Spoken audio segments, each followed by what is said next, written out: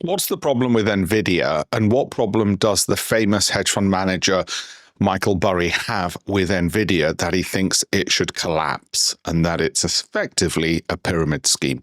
So let me explain it in very simple terms for you, okay?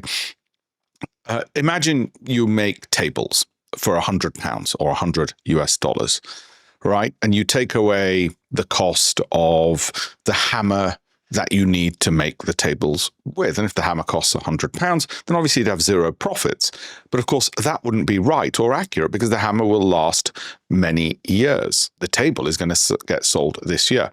And that's his fundamental problem. What he's saying is that, of course, you depreciate the cost of the hammer over several years. So let's say it was going to last for 10 years. You might say the £100 hammer or $100 hammer should only knock off 10, i.e. 10%, 10 years, £10 from the revenue this year. So you've got profits of £90 and you're a profitable company.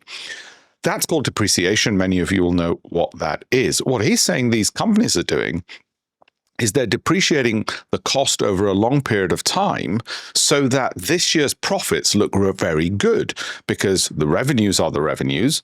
Subtract the cost, make the cost small because you spread it over a longer period of time, even though you've incurred the cost of that hammer this whole year. So your profits look very good and the stock price keeps going up.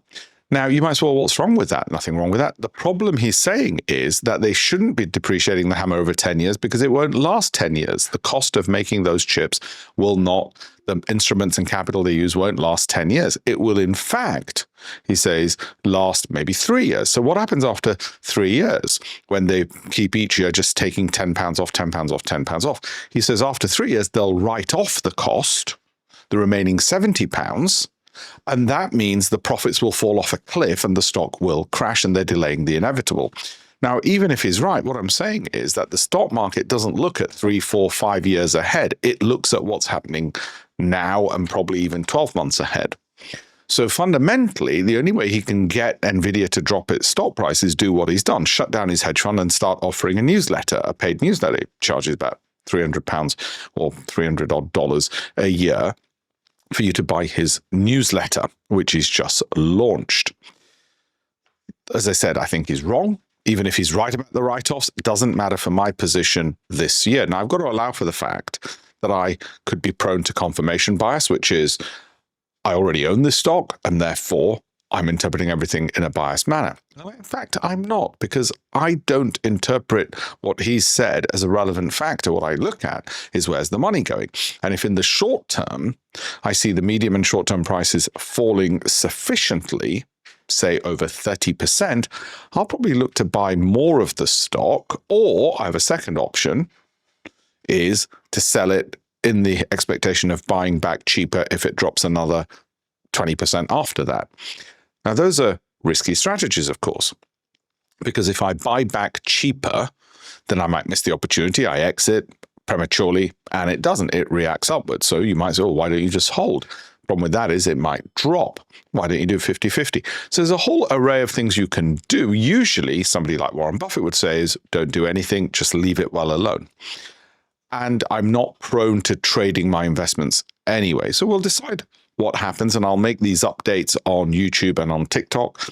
So I have a very special request for you, please. If you want me to continue doing these explanatory videos and you find them useful, please save the video. The algorithms spread the videos to more people, and that means when I look at it and I see I've got 5,000 views, I think I'll continue doing these. So we all win.